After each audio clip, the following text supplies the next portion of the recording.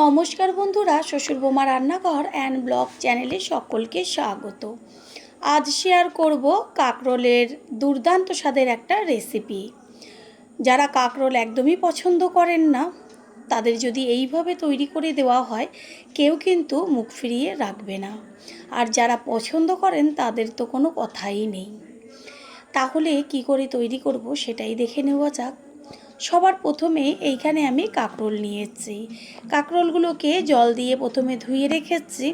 এবার কাঁকরোলটাকে কিভাবে কাটবো সেটাই শেয়ার করব। প্রথমে কাঁকরোলের গায়ের থেকে ছুরির সাহায্যে যে কাটা যে অংশটা থাকে সেটাকে চেঁচে বাদ দিয়ে দেব। আর কোনো রকম খোসা ছাড়াবো না। এই ওপরের কাঁটাটা আস্তে করে চাকু দিয়ে ছাড়িয়ে নিলে পরেই সুন্দরভাবে দেখবেন যে কাঁটাগুলো গায়ের থেকে ছেড়ে এসছে। গাটা চেঁচে নেওয়া হয়ে গেছে, সমান হয়ে গেছে। এবার মুখের দিকের অংশটা কেটে বাদ দিয়ে তারপরে বেশ গোল গোল করে মোটা মোটা করে কেটে নেব। ঠিক এইভাবেই মোটা করে কেটে নিতে হবে। কাঁকরোলটা কেটে নেওয়া হয়ে গেল। এবার পেছনের যে অংশটুকু ছিল সেটাকেও কেটে বাদ দিয়ে দিয়েছি। ঠিক এইভাবে সমস্ত কাঁকরোলগুলো কেটে নিয়ে ফিরে আসছি।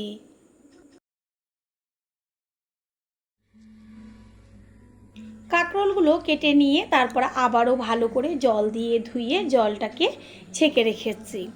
এবার এর মধ্যে কিছু উপকরণ মেশাবো। যেমন দিয়ে দিচ্ছি 1 চা চামচ পরিমাণ ছোট চামচের জিরের গুঁড়ো, দেব ছোট চামচের 1 চা চামচ পরিমাণ ধনের গুঁড়ো। জিরের গুঁড়ো আর ধনের গুঁড়ো কাঁকরোলের পরিমাণ অনুযায়ী মেশাতে হবে। তারপর দিয়ে দিচ্ছি কালারের জন্য হলুদ গুঁড়ো। এখানে 1/2 চা চামচ হলুদ গুঁড়ো ব্যবহার করেছি। এবার এর মধ্যে দিয়ে দেব 1/2 চা চামচের থেকেও কম পরিমাণ লঙ্কার গুঁড়ো। তারপরে এর মধ্যে দিয়ে দেব 2 চা চামচ পরিমাণ বেসন। অবশ্যই বেসনটা দেবেন। দেব 1 চা চামচ আদার পেস্ট। এরপর কাঁকরোলের মধ্যে যে মশলাগুলো আমি ব্যবহার করেছি সেটা হাত দিয়ে ভালো করে মেখে 15 থেকে 20 মিনিট মতন রেস্টে রেখে দেব। আর আমি যেইভাবে আজকে রেসিপিটা তৈরি করব, একবারের জন্য হলেও তৈরি করে খেয়ে তারপরে সে কমেন্ট করে জানিয়ে যাবেন। 15-20 মিনিট বাদে ফিরে এসে গ্যাসের ওভেনে কড়াই বসিয়ে কড়াইটা গরম করে নিয়ে তার মধ্যে দিয়ে দিয়েছি সর্ষের তেল। একদম অল্প পরিমাণ সর্ষের তেল আমি ব্যবহার করেছি। এবার তেলটা গরম হয়ে গেছে। কাঁকরোল যে মশলা দিয়ে মাখিয়ে রেখেছিলাম, এবার একটা একটা করে একসাথে সবগুলোই গরম তেলের মধ্যে দিয়ে দেব। প্রথমে দেওয়ার সাথে সাথেই খুন্তি দিয়ে উল্টাবেন না। একটু যখন ভাজা হবে, মানে বেসন আর মশলাটা কাঁকরোলের গায়ে বেশ লেগে আসবে, তারপরে খুন্তি দিয়ে আস্তে আস্তে নিচের পিঠটা উল্টে দেবেন।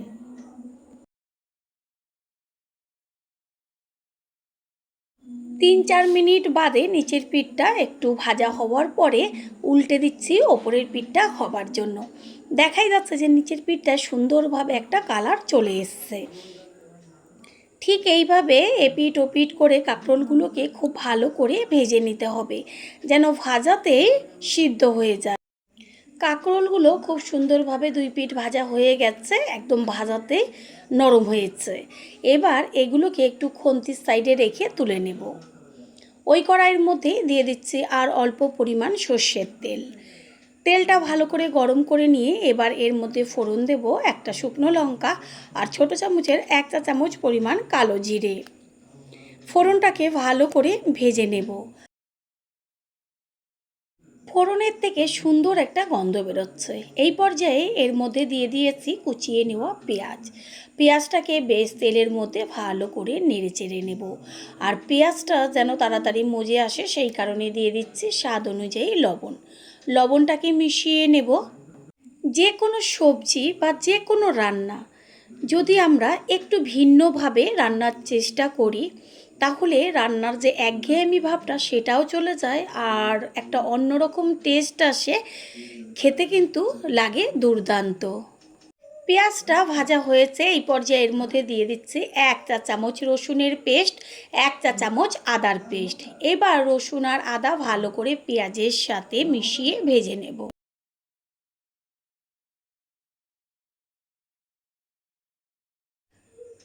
আদা আর রসুনের খুব সুন্দর একটা ভাজা মিষ্টি গন্ধ আসছে।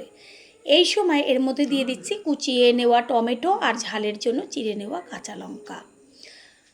কাঁচা লঙ্কা আর টমেটোটা ভেজে নেব টমেটোর কাঁচা গন্ধটা যাওয়া পর্যন্ত। টমেটোর মধ্যে এবার আমি দিয়ে দেব 1 চা চামচ পরিমাণ হলুদ গুঁড়ো আর হাফ চা চামচ পরিমাণ কাশ্মীরি লঙ্কার গুঁড়ো। এই পর্যায়ে আমি কোনো রকম আর মশলা ব্যবহার করব না।